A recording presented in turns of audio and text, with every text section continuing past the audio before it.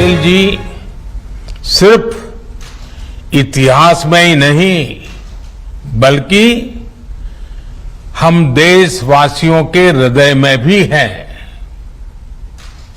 आज देश भर में एकता का संदेश लेकर आगे बढ़ रहे हमारे ऊर्जावान साथी भारत की अखंडता के प्रति अखंड भाव के प्रतीक है। ये भावना हम देश के कोने कोने में हो रही राष्ट्रीय एकता परेड में, स्टैच्यू ऑफ यूनिटी पर हो रहे आयोजनों में भली भांति देख रहे हैं।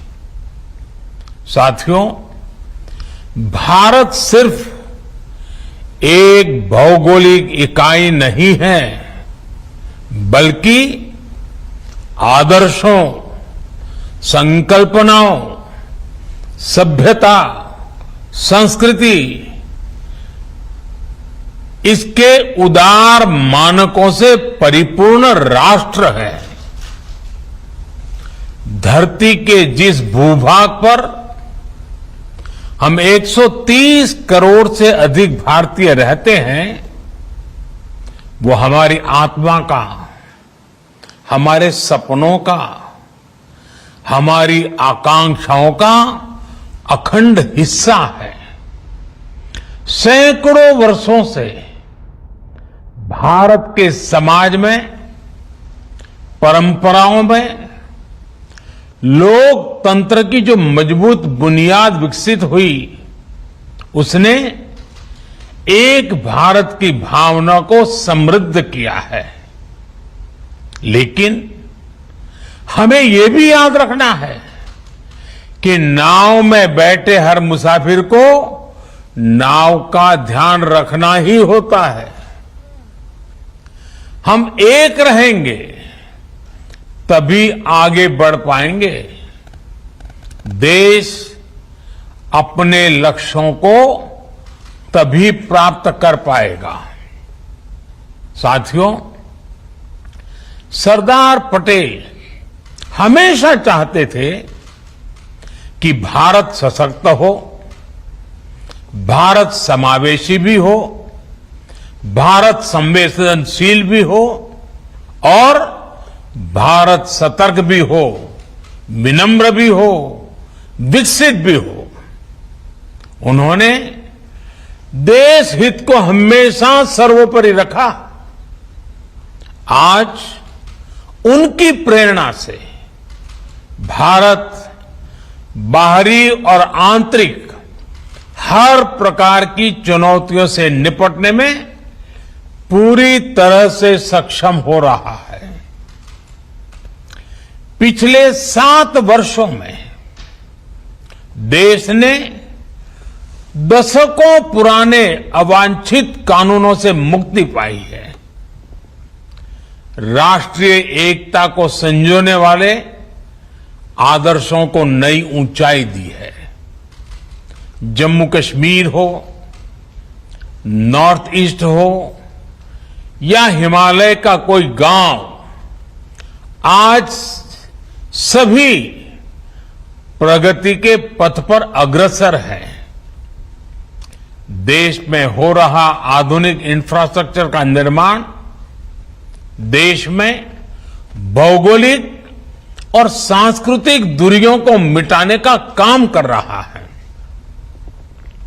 जब देश के लोगों को एक हिस्से से दूसरे हिस्से में जाने से पहले ही 100 बार सोचना पड़े तो फिर काम कैसे चलेगा। जब देश के कोने कोने में पहुंचने की आसानी होगी तो लोगों के बीच दिलों की दूरी भी कम होगी, देश की एकता बढ़ेगी। एक भारत श्रेष्ठ भारत की इसी भावना को मजबूत करते हुए आज देश में सामाजिक, आर्थिक और संवैधानिक एकीकरण का महायज्ञ चल रहा है। जल, थल, नभ, अंतरिक्ष, हर मोर्चे पर भारत का सामर्थ्य और संकल्प अभूतपूर्व है। अपने हितों की सुरक्षा के लिए भारत आत्मनिर्भरता के नए मिशन पर चल पड़ा है। और साथियों, ऐसे समय में हमें सरदार साहब की एक बात अवश्य याद रखनी चाहिए। सरदार साहब ने कहा था, by common endeavour we can raise the country to a new greatness, while a lack of unity will expose us to fresh calamities.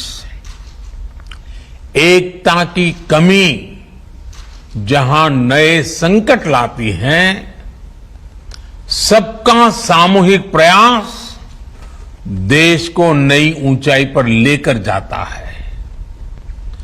आजाद भारत के निर्माण में सबका प्रयास जितना तब प्रासंगिक था, उससे कहीं अधिक आजादी के इस अमृत काल में होने वाला है।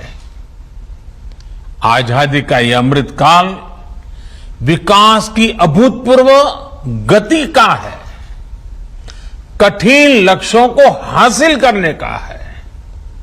यह अमृत काल सरदार साहब के सपनों के भारत के नवनिर्माण का है। साथियों, सरदार साहब हमारे देश को एक शरीर के रूप में देखते थे, एक जीवंत इकाई के रूप में देखते थे।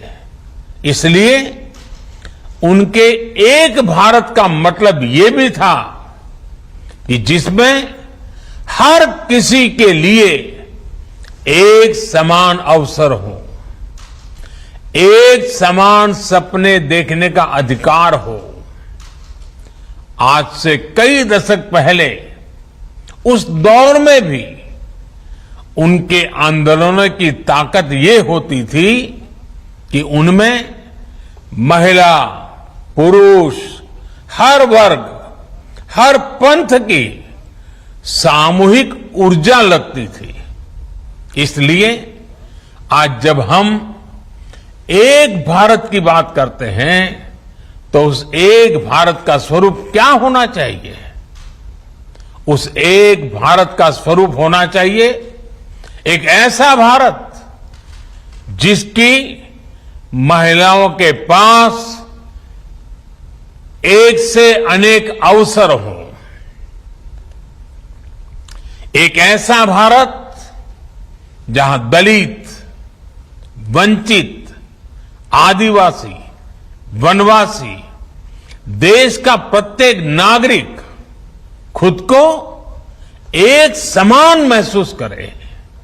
एक ऐसा भारत जहां पर बिजली, पानी जैसी सुविधाओं में भेदभाव नहीं, एक समान अधिकार हो।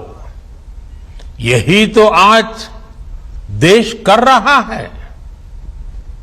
इसी दिशा में तो नित नए लक्ष्य तय कर रहा है।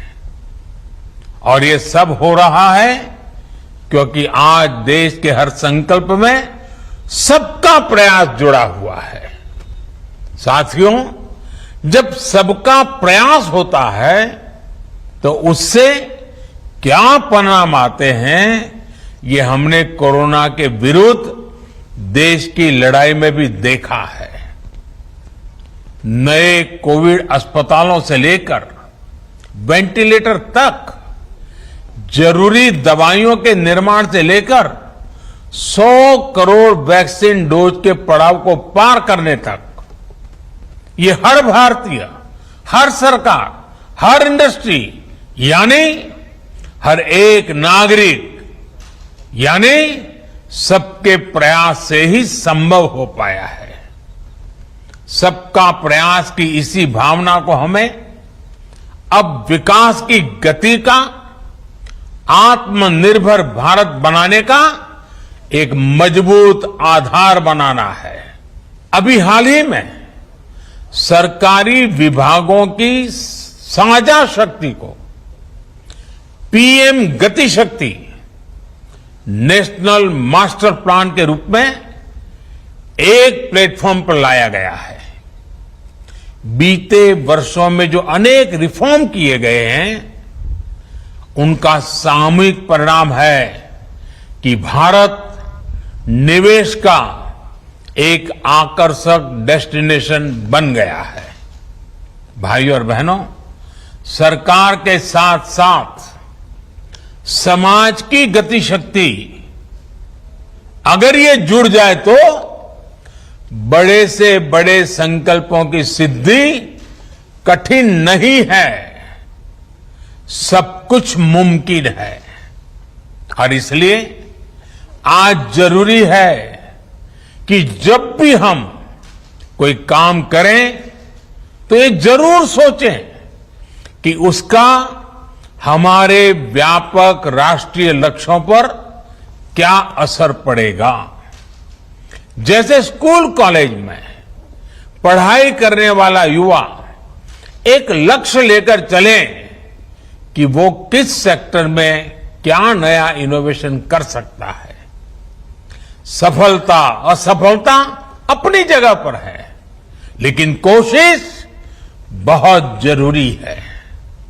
इसी प्रकार जब हम बाजार में खरीदारी करते हैं तो अपनी पसंद नापसंद के साथ साथ ये भी देखें कि क्या हम उससे आत्मनिर्भर भारत में सहयोग कर रहे हैं या हम उसे उल्टा कर रहे हैं।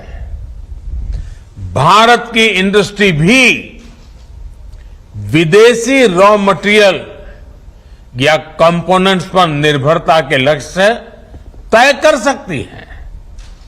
हमारे किसान भी देश की आवश्यकताओं के अनुसार नई खेती और नई फसलों को अपनाकर आत्मनिर्भर भारत में भागीदारी मजबूत कर सकते हैं।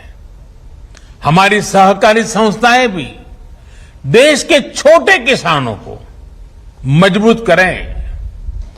हम जितना ज्यादा ध्यान हमारे छोटे किसानों के ऊपर केंद्रित करेंगे, उनकी भलाई के लिए आगे आएंगे, गांव के अत्यंत दूर दूर के स्थानों तक हम एक नया विश्वास पैदा कर पाएंगे। और हमें इसी दिशा में संकल्प लेने के लिए आगे आना है। साथियों, ये बातें सामान्य लग सकती हैं, लेकिन इनके परिणाम अभूतपूर्व होंगे। बीते वर्षों में हमने देखा है कि छोटे समझे जाने वाले स्वच्छता जैसे विषयों को भी जन भागीदारी ने कैसे राष्ट्र की ताकत बनाया है। एक नागरिक के तौर पर जब हम एक भारत बनकर के आगे बढ़े तो हमें सफलता भी मिली और हमने भारत की श्रेष्ठता में भी अपना योगदान दिया। अब हमेशा याद रखिए, छोटे से छोटा काम भी महान है अगर उसके पीछे अच्छी भावना हो। देश की सेवा करने में जो आनंद है, जो सुख है, उसका वर्णन शब्दों में नहीं किया जा सकता। देश की अखंडता और देश की एकता के लिए अपने नागरिक कर्तव्यों को पूरा करते हुए हमारा हर प्रयास ही सरदार पटेल जी के लिए सच्ची श्रद्धांजलि है। अपनी सिद्धियों से प्रेरणा लेकर हम आगे बढ़े, देश की एकता, देश की श्रेष्ठता को नई ऊंचाई दे, इसी कामना के साथ आप सभी को फिर से राष्ट्रीय एकता दिवस की बहुत बहुत बधाई। धन्यवाद। इंडिया टीवी हर वक्त हर जगह डाउनलोड करने के लिए सर्च करें India TV news Google play store या ऐप स्टोर पर।